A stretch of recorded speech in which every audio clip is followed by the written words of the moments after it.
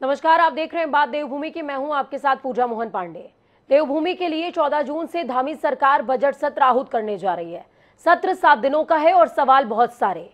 कई ऐसे मुद्दे भी होंगे जिस पर सरकार का ध्यान आकर्षित करना विपक्ष की जिम्मेदारी है। मौजूदा वक्त की जरूरत भी, पर सवाल ये कि क्या विपक्ष खुद इस भूमिका के निर्वहन के लिए पूरी तरीके से तैयार है? क्या यशपाल आर्या इस भूमिका के लिए कमर कस चुके हैं? तो आज चर्चा इसी विषय पर कि कांग्रेस में तकरार, कैसे लड़ेंगे यशपाल।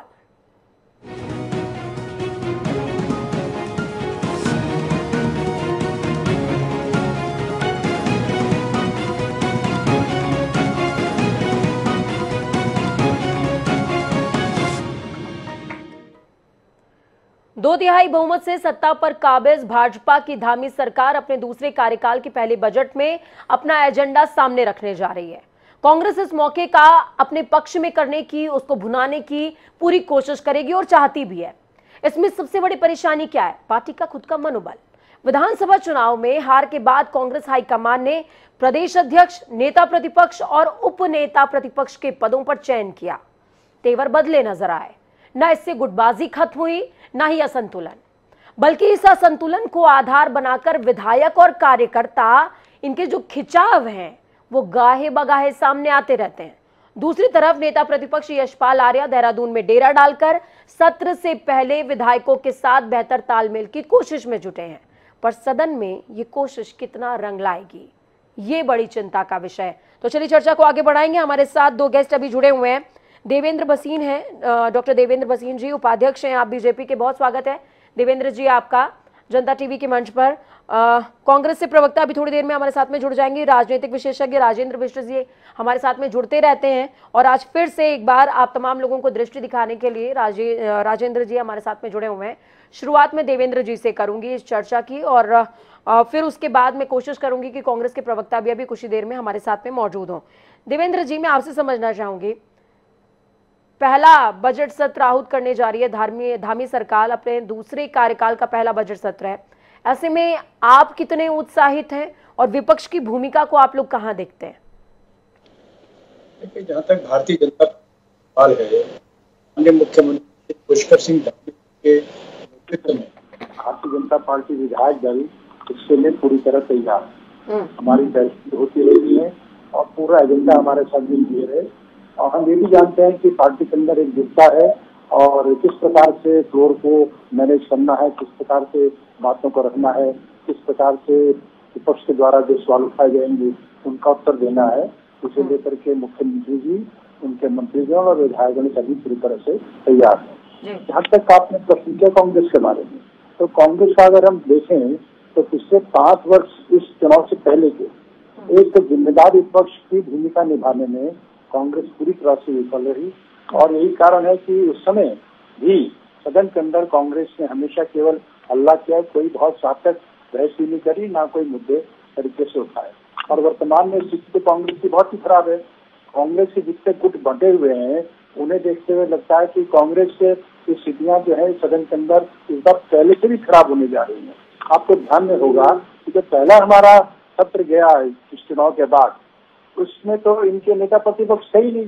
बिना नेता प्रतिपक्ष कांग्रेस ने जो है अपना जो है सत्र पूरा निकाल दिया, यानी कि गंभीर भी नहीं है। ये विधायी कार्य के प्रति कांग्रेस की जो गंभीर ना होने की मानसिकता है वो हम पहले इसी में देख चुके हैं। और अब वर्तमान में जो आपने जैसा बताया कि कांग्रेस के अंदर संगठनात्मक बड़े परिवर्तन हुए और संगठनात्मक परिवर्तनों में भी जो उनकी खींचतान थी, जो गुटबाजी है, वो किसी प्रकार से कम नहीं हुई बल्कि और बढ़ गई। इस प्रकार से हम देखते हैं कि यशपाल आर्य जी चाहे जो मर्जी करते रहे लेकिन उनके साथ लोग है नहीं। सच्चाई तो ये कि सबकी निष्ठा कांग्रेस में है, इस पर भी बड़ा सवाल है।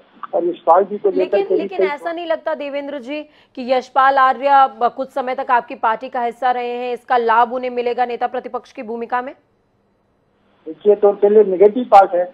मैं इसलिए बात कहता हूँ कि जिस समय ये कांग्रेस छोड़ के भारतीय जनता पार्टी में आए थे तो उस समय इनको टिकट दिया गया, इनको दिया गया, इनके बेटे को टिकट दिया गया और ये दोनों भारतीय जनता पार्टी के टिकट पर जीते, कमल के फूल पर जीते।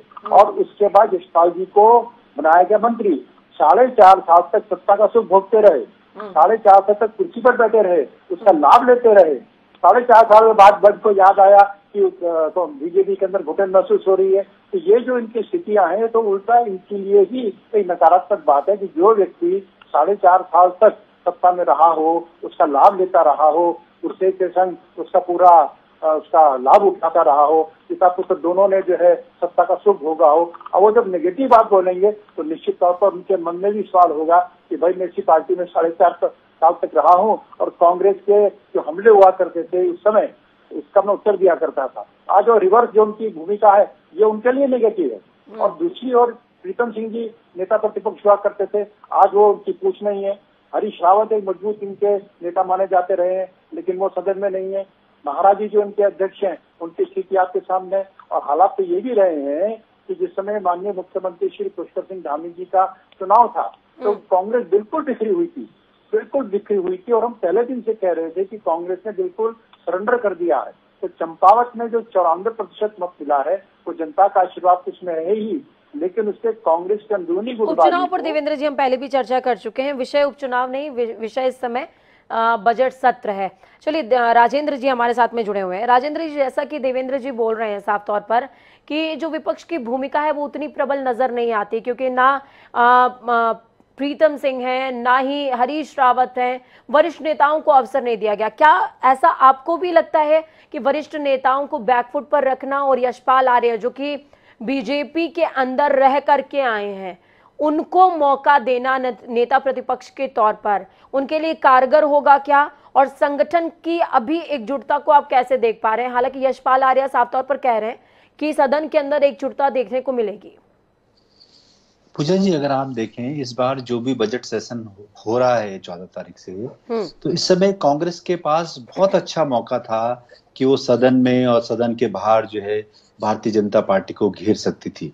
लेकिन अब आपका इसको कहें कि उनका जो है ना तो संगठन उनका साथ दे रहा है, न जितने भी जो है विधायक जीते हैं उनका कोई घेराबंदी है, और जहां तक यशपाल आर्य जो नेता प्रतिपक्ष हैं वो कहीं ना कहीं अकेले अलग थलग पड़े हुए हैं। क्योंकि अगर आप ये देखें कि जो पहले जो नेता प्रतिपक्ष थे प्रीतम सिंह वो बहुत स्ट्रांग थे, और उनके के बाद अगर आप ये देखें कि इस बार प्रीतम सिंह जो है कहीं जो है बिल्कुल बैकफुट पे हैं, और सिर्फ यशपाल आर्य के पास जो है विधानसभा सत्र को संभालने की पूरी जिम्मेवारी है। लेकिन जहां तक जितने और विधायक हैं वो लोग ना तो इतने एक्सपीरियंस्ड हैं और न ही इतने तेज तर्रार है, न ही उनको विधायकी का या मतलब सदन की कार्रवाई का बहुत ज्यादा कोई एक्सपीरियंस्ड है। कुछ लोग नए विधायक जरूर हैं। हरीश धामी अपने समय पे जो है काफी जो है एग्रेसिव होते थे, लेकिन वो भी कहीं चुपचाप बैठे हुए हैं। तो इस तरह से अगर हम आप देखें कि मतलब कांग्रेस कहीं ना कहीं जो उनका जो है पूरी टीम है वो बिखरी हुई है, और इस समय जो है कांग्रेस सीधे सीधे जो आप कहते हैं कि जो भी बजट सत्र है वो बड़ा ही मतलब जिसे कहते हैं सिर्फ उसमें बीजेपी नजर आएगी, और बीजेपी जो भी अपने मतलब और पिछले 2 चुनाव जब से हो रहे हैं लगातार उसमें बीजेपी नजर आती है और कहीं से विपक्ष नजर नहीं आ रहा। हालांकि आम आदमी पार्टी ने एक कोशिश जरूर की थी, लेकिन वो भी कोशिश जो है वो धराशायी हो गई। चलिए हमारे साथ आरपी रतूड़ी जी जुड़ चुके हैं, कांग्रेस के प्रवक्ता हैं आप। आरपी रतूड़ी जी, बहुत स्वागत है आपका जनता टीवी पर। सबसे पहले मैं स्वागत करूंगी और स्वागत के साथ ही सवाल भी है क्योंकि थोड़ा सा विलंब हो गया है। देवेंद्र जी भी आपसे सवाल पूछ रहे हैं और राजेंद्र जी भी सवाल पूछ रहे हैं। सवाल ये कि यशपाल आर्य की भूमिका से जब आपके विधायक ही संतुष्ट नहीं है तो बजट सत्र के दौरान वो एकजुटता नजर कैसे आएगी? अब देखिए, ये तो इनके ख्याली पकाव हैं। अभी तो चुनाव के बाद पहला सत्र हो रहा है। इससे पहले कोई सत्र हुए हैं तो इन्हें सपने कहाँ से आ गए कि एकजुटता नहीं है। अरे सत्र तो होने दो, पता लग जाएगा।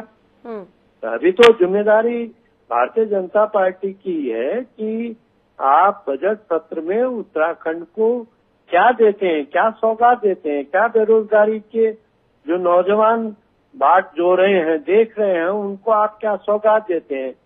जो हमारी उत्तराखंड की महिलाएं हैं जिन्होंने ये राज्य आंदोलन करके बनाया है, उनको आप क्या सौगात देते हैं बजट में। अभी तो क्या रतूड़ी जी, आप पूरा जो दारोमदार है, पूरी जिम्मेदारी आप सत्ता पक्ष के ऊपर छोड़ देना चाहते हैं? विपक्ष की क्या भूमिका फिर बजट सत्र के दौरान? नहीं, हमारा काम तो जब ये गलत काम, अभी पहला मैंने कहा नहीं कि चुनाव के बाद पहला सत्र है। अरे पहले इन्हें तो देखें कि ये बजट में रखते क्या प्रस्ताव। उत्तराखंड के हित कितना साधते हैं, कितना उत्तराखंड के हितों की बात करते हैं, हमारी भूमिका तो उसके बाद तय होती है ना। पहले भूमिका, अभी सामने रिजल्ट तो देख के पहले की भारतीय जनता पार्टी। लेकिन सूबे की जनता भी तो रतूड़ी जी आपकी एकता देखना चाहती है, विपक्ष की एकता देखना चाहती है कि हमारी आवाज को विपक्ष मुखरता के साथ में सदन के पटल पर रखे और उन बिंदुओं पर ध्यान केंद्रित करे सरकार का जिनकी तरफ उनका ध्यान जा ही नहीं रहा है। निश्चित तौर पर मैंने कहा नहीं कि अभी बजट सत्र आ रहा है, आप देखेंगे कि हम विपक्ष उग्र भूमिका में, जहां पर भारतीय जनता पार्टी जनता के हितों की ध्यान नहीं रखेगी, इनकी आंख खोलने का काम करेंगे, इनके आंख नाक कान खोलने का काम करेंगे। देवेंद्र जी आपका काउंटर है। देखिए रतूड़ी जी जो बात कह रहे हैं बड़ी विचित्र सी बात है। ये कह रहे हैं कि पहले बजट आएगा उसके बाद हम सोचेंगे, यानी कि अब इनके पास अपनी कोई संगठनात्मक और जो विधायक दल की एक नीति होती है वो है ही नहीं। वो साफ, जो मैंने पहले भी कहा था कि कांग्रेस के अंदर जो बिखराव है ये उसका एक और नया प्रमाण है। और मैंने पहले भी एक बात को निवेदन किया था कि कांग्रेस से पहले भी एक जिम्मेदार विपक्ष की भूमिका वहन करने में असफलता दिखाई थी, प्रदेश की जनता ने इसलिए इनको नकार दिया। और अब इस समय जो स्थितियां तो पहले से भी खराब है। अब जब अभी चंपावत की बात मैं इसलिए कह रहा हूँ, वो केवल इनके बिखराव को दिखाती है। हमने चुनाव शुरू होता है तो इनके नेता गायब हो जाते हैं, बड़े बड़े नेता उनके नामांकन में नहीं आते, आखिरी समय तक प्रचार में नहीं उतरते। कुल मिला के स्थिति यह है कि कांग्रेस बिखरी पड़ी है। अपने जो उनके नेता प्रतिपक्ष हैं उनके साथ हैं कितने लोग, उनके साथ गिनते को 2 या 3 लोग नहीं है। जो सबसे एक्सपीरियंस नेता प्रतिपक्ष अपने प्रीतम सिंह जी हैं, उनकी स्थिति को आप समझते हैं। हरीश रावत जी सदन में है नहीं, धामी जी हैं तो, लेकिन आप धामी जी की स्थिति को जानते हैं कि उन्होंने खुद ही एक बार कहा था कि मैं मुख्यमंत्री पुष्कर सिंह धामी जी के लिए सीट छोड़ने के लिए तैयार हूं। तो ये कांग्रेस का जो घर है वो केंद्र से लेकर उत्तराखंड में बिल्कुल बिखरा हुआ है और ये चिंतन भी नहीं करते। ये जो राजनीतिक दल कांग्रेस का है ये केवल अपने नेताओं पर ध्यान दे रहा है। जैसे चिंतन की बात देवेंद्र जी आप कह रहे हैं, तो मैं आपको बता दूं कि एक पॉलिटिकल एडवाइजरी कमेटी गठित करने जा रही है कांग्रेस कुछ ही दिनों में। देखिए चिंतन की स्थिति ये है कि इन्होंने उदयपुर में चिंतन किया और उसके चिंतन करने के बाद क्या हुआ, कपिल सिब्बल चले गए, हार्दिक पटेल चले गए और अपने सुनील जाखड़ जी चले गए।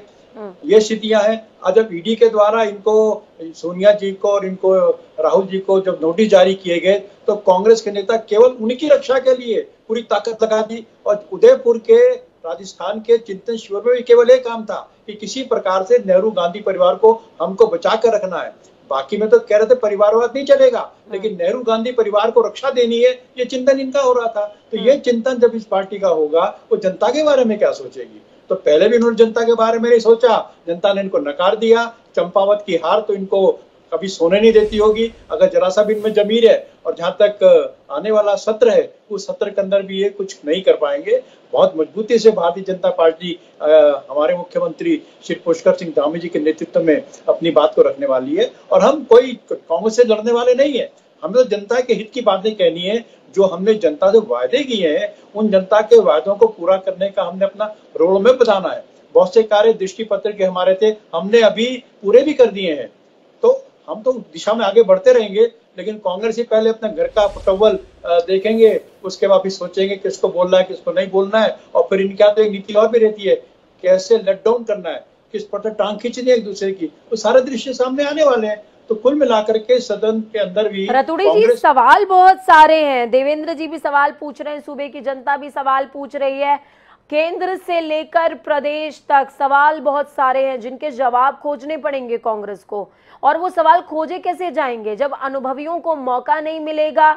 और यशपाल आर्या को चलिए आप लोगों ने मौका दिया है, लेकिन यशपाल आर्या के साथ कितने विधायक खड़े हैं।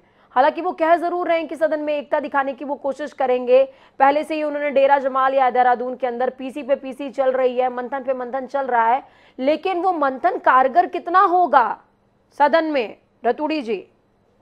देखिए अभी डॉक्टर भसीन साहब बहुत बुद्धिजीवी हैं, ये चंपावत का गुणगान कर रहे थे, पर चंपावत में धामी साहब तो रतूड़ी जी बुद्धिजीवी तो आप भी हैं, बहुत सफाई से अपनी पार्टी को बचा रहे हैं। पहले टोकने लग जाते हो, पहले सुनते नहीं। जी बोले। अभी आप भसीन साहब एक घंटा बोल रहे थे तो आपने कुछ नहीं बीच में टोका। मैंने आपको बोलना भी शुरू पूरा किया अवसर तो दे रहे हैं, बोले आप।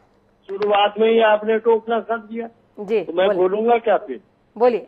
मैं ये कह रहा हूँ, चंपावत का गुणगान कर रहे थे। अरे धामी जी जीते, लोकतंत्र हारा। 103 बूथों पे आपने कांग्रेस के जो एजेंट थे उनको बाहर किया। सरकार सत्ता का दुरुपयोग किस तरह करती है। तो गौतौड़ी जी जिला मुख्यालय पर उसी दिन जिस दिन चुनाव हो रहा था वो वहां पर बैठ गई। अरे बूथ कैप्चरिंग करके चुनाव जीतना, आपको मालूम है 1 महीने पहले 26,000 वोट कांग्रेस को पड़ते हैं। कहाँ गए वो वोट? अगर वो भारतीय जनता पार्टी के विचारधारा के होते तो 1 महीने पहले क्यों नहीं पड़े थे? वो 26,000 वोट कहाँ गायब हुए? आप बूथ कैप्चरिंग करेंगे और गुणगान करेंगे लोकतंत्र का। आपने लोकतंत्र की हत्या की है चंपावत में। आप भले जीते हैं, आपने सत्ता का दुरुपयोग किया है। देवेंद्र जी आपका काउंटर है।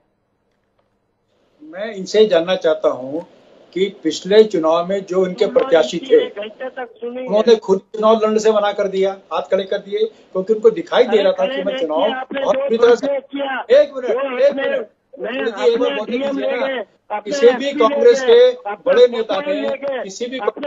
नेता ने चुनाव लड़ने से मना कर दिया। तो कांग्रेस को पहले दिन से ही पता था। चलिए ठीक है, आप दोनों को मैं थोड़ा सा यहाँ पर डिस्टर्ब करना चाहूंगी, क्योंकि जो मुद्दा है वो बजट सत्र का है। बजट सत्र के दौरान एकजुटता का है विपक्ष की। मथुरा दत्त जोशी जी भी हमारे साथ फोन लाइन पर जुड़ चुके हैं। मथुरा दत्त जी बहुत स्वागत है आपका। मैं आपसे समझना चाहूंगी मथुरा दत्त जी, सबसे पहले आपको बधाई भी। आपको प्रभार बड़ा मिल गया है, बड़ी जिम्मेदारी है, और बड़ी जिम्मेदारी के साथ में बड़े से सवाल का जवाब भी दे दीजिए कि 14 जून से सत्र का आगाज होने जा रहा है, उसमें आप कांग्रेस की कैसी भूमिका देखते हैं? यशपाल आर्य से आपके विधायक कितने संतुष्ट नजर आ रहे हैं आपको? देखिए, पहले तो आपका बहुत बहुत धन्यवाद, बहुत बहुत आभार। आपका सहयोग, आपका आशीर्वाद, आप लोगों का मुझे हमेशा मिलता रहा है, और आपका मार्गदर्शन आगे भी मिलेगा। तो हम निश्चित रूप से कुछ बेहतर करेंगे, कुछ अच्छा करेंगे जी। उसके लिए आपके आशीर्वाद की, मार्गदर्शन की आवश्यकता हमको पड़ेगी। जहाँ तक आपने कहा कि 14 तारीख से विधानसभा का सत्र चल रहा है, कांग्रेस के लोग जितने भी हमारे विधायक हैं, सारे विधायकों ने अपने अपने क्षेत्र से संबंधित प्रश्न भी लगाए हैं, और सरकार को हम 3-4 मुद्दे पर निश्चित रूप से सरकार को घेरेंगे। चाहे महंगाई का मुद्दा है, बेरोजगारी का मुद्दा है, पलायन का मुद्दा है, और वर्तमान में जिस तरीके से सरकार ने उत्तराखंड की जनता को छलने और ठगने का काम किया, बिजली के दाम बढ़ा दिए, बिजली में कटौती हो रही है पूरे प्रदेश में, और उसके अलावा गैरसैंण का बड़ा जबरदस्त मुद्दा हमारे सामने है। सरकार ने, भाजपा की सरकार ने कह तो दिया कि ग्रीष्मकालीन राजधानी रहेगी। आप देख लीजिए 3 साल से तीसरा साल नहीं। मथुरा दत्त जी, आप मेरा सवाल शायद समझ नहीं पाए। प्रदेश की जनता के लिए तो बहुत सारे मुद्दे हैं, लेकिन कांग्रेस के लिए मुद्दा क्या है? कांग्रेस के लिए सबसे बड़ा मुद्दा इस समय असंतुलन है, असंतोष है, जो यशपाल आर्य को जिम्मेदारी मिलने के बाद उपजा है और तमाम लोगों को जिम्मेदारी मिलने के बाद उपजा है। उन लोगों को कैसे संगठित करेंगे कि सदन के अंदर एकता दिखाई दे? मैंने आपको स्पष्ट किया, सारे विधायक एक हैं और एक साथ रहेंगे। आप देखिएगा सदन में, और यशपाल आर्य जी के नेतृत्व में रहेंगे। कहीं किसी ने कोई बात नहीं कही, कोई असंतुलन नहीं है, कोई क्षेत्रीय असंतुलन भी नहीं है। सब जो पार्टी हाईकमान ने किया वो सब विधायकों की इच्छा से किया है, विधायकों से राय मशवरा करके किया है। और अगर हमने तो ये भी कहा था किसी विधायक को कोई नाराजगी होगी तो निश्चित रूप से पार्टी हाईकमान भी उनसे बात करेगा और उनसे चर्चा भी की जाएगी। आप देखिएगा आने वाला सत्र जो होगा वो जबरदस्त सत्र होगा, और कांग्रेस के जितने भी हमारे सम्मानित विधायक हैं, नेता प्रतिपक्ष के नेतृत्व में एकजुट होकर सरकार के खिलाफ हल्ला बोलने का काम करेंगे, और सरकार को सदन के साथ साथ हम सड़क में भी घेरने का काम करेंगे। आज देखिए, परसों ही हमारा 13 तारीख को ईडी के खिलाफ हमारा प्रदर्शन है। जिस तरीके से राजनीतिक बदले की भावना से मोदी जी की सरकार के कारिंदे काम कर रहे हैं, उसके खिलाफ हमारा प्रदर्शन है। और जब विधानसभा सत्र चलेगा तब भी हम निश्चित रूप से काम करेंगे। सड़क पे संगठन घेरेगा और विधायक दल सदन में भाजपा को घेरने का काम करेगा और मजबूर करेगा। मैंने कहा इन मुद्दों का जवाब सदन में देना पड़ेगा। इन्होंने कहा था 100 दिन के अंदर लोकायुक्त बनाएंगे, आज आप देखिए 2000 दिन से ज्यादा हो गए, एक लोकायुक्त नहीं बन पाया इनका। ये इस तरह की बात है। जीरो टॉलरेंस की बात करते हैं, आज इनके अधिकारियों के यहाँ छापे पड़ रहे हैं और भ्रष्टाचार की खत्म करने की बात करते हैं। लेकिन देखिए क्या स्थिति हो रही है, ये आपके सामने है। बिल्कुल मथुरा दत्त जी, मैं आपसे ये भी समझना चाहूंगी। देखिए अभी ये पता चला है कि पॉलिटिकल एडवाइजरी कमेटी बना रहे हैं आप लोग, वो कमेटी कितना खड़ा कर पाएगी पार्टी को दोबारा से? निश्चित रूप से खड़ा करेगी। अब देखिएगा, अभी तो देखिए अभी चुनाव हारे हैं और अप्रत्याशित हार हुई है। आप जैसे विद्वान एंकर, आप जैसे विद्वान चैनल के लोग, हमको कांग्रेस पार्टी को जिता रहे थे, कांग्रेस पार्टी को आगे बढ़ा रहे थे। लेकिन दुर्भाग्य से, ठीक है चुनाव हार गए, लोकतंत्र में जनता का फैसला सर्वोपरि होता है, स्वीकार करना होता है। लेकिन चुनाव हार गए, कार्यकर्ता भी सोसाइटी का सबसे बड़ा काम तो कार्यकर्ता के विश्वास को जगाना है, उसके विश्वास को कायम करना है, उसके विश्वास को प्राप्त करना है, वो काम करना है। उस काम में हम लोग लगे हैं। अभी आप देखिएगा कि संगठन हमारा, लेकिन संगठन के कार्यकर्ता तो गाहे बगाहे बोलते नजर आ जाते हैं मथुरा दत्त जी कि जो दूसरी पार्टी में मलाई काट कर आए, आपने उनको मौका दे दिया, जब उनका नंबर कब आएगा? जो पार्टी के लिए लड़ते रहे उनका भी नंबर आएगा। ऐसा कोई भाजपा की तरह हमने ऐसा कोई काम नहीं किया कि कोई आया हो और हमने सब कुछ उसको दे दिया हो। ये काम तो भाजपा करती है। आज भी देखिए मंत्रिमंडल में कांग्रेस डीएनए के 7 मंत्री हैं, 6 मंत्री हैं, तो ये काम भाजपा का है, हमारा नहीं है। देवेंद्र जी आपका काउंटर 30 सेकंड का, फिर उसके बाद मैं राजेंद्र जी के पास जाऊंगी 30 सेकंड के लिए। मथुरा दत्त जी को पहले तो मैं बता दूं कि यशपाल आर्य जी पहले आप ही के यहाँ थे और हमारे यहाँ 4.5 साल तक मंत्री रहे। पिता पुत्र दोनों को भारतीय जनता पार्टी के टिकट पर विजय हासिल हुई थी। 4.5 साल बाद उनको ध्यान में आया कि मुझे भाजपा में घुटन हो रही है। पहली बार चंपावत चुनाव का दृश्य आपके सामने है और उससे पहले 2/3 बहुमत से हमारी सरकार प्रदेश में बनी है, ये भी आपके सामने है। जो आप लोग बार बार बोलते हैं, जनता ने पूरी तरह से कांग्रेस पार्टी को नकार दिया है, इसको आपको स्वीकार करना चाहिए। हाँ मथुरा दत्त जी, लेकिन मैं बीच में एक बात भूल गया, वो मुझे आपको बधाई देनी है क्योंकि आपको एक बड़ी जिम्मेदारी मिली है। आप प्रदेश उपाध्यक्ष भी हुए और संगठन उपाध्यक्ष और प्रशासन का भी आपको जिम्मेदारी दी, ये आपकी योग्यता का एक प्रमाण है। लेकिन कांग्रेस के अंदर ऐसा होता कम है। यहाँ तो मूल रूप से जो परिवारवाद के लोग हैं उन्हीं को आगे बढ़ाया जाता है। और वर्तमान में उत्तराखंड के अंदर जो आपने बिंदु उठाए हैं, भारतीय जनता पार्टी के विकास के एजेंडे पर जनता ने हमको वोट दिया। पिछले चुनाव में भी 2/3 बहुमत से हमको जिताया। ठीक है देवेंद्र जी, मैं राजेंद्र जी के पास जाऊंगी। राजेंद्र जी, आपने इस पूरी चर्चा को सुना। हमारे साथ हमने कोशिश करी थी कि एक प्रवक्ता जुड़े, कांग्रेस के 2 लोग हो गए और दोनों ने ही अपनी बात साझा करी है। अब आप इस पूरी चर्चा का आकलन क्या कर पा रहे हैं जो जनता को दृष्टि दे?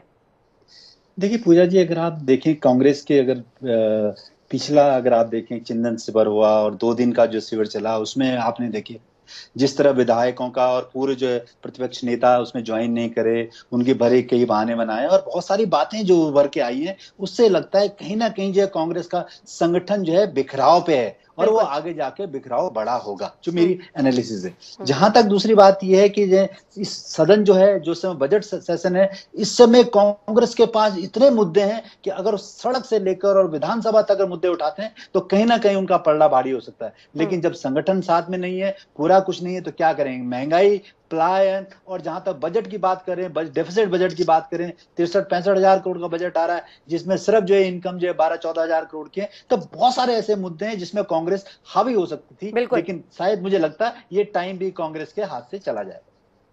चलिए, बहुत शुक्रिया आप तमाम लोगों का हमारे साथ जुड़ने के लिए, चर्चा को बेहद खास बनाने के लिए।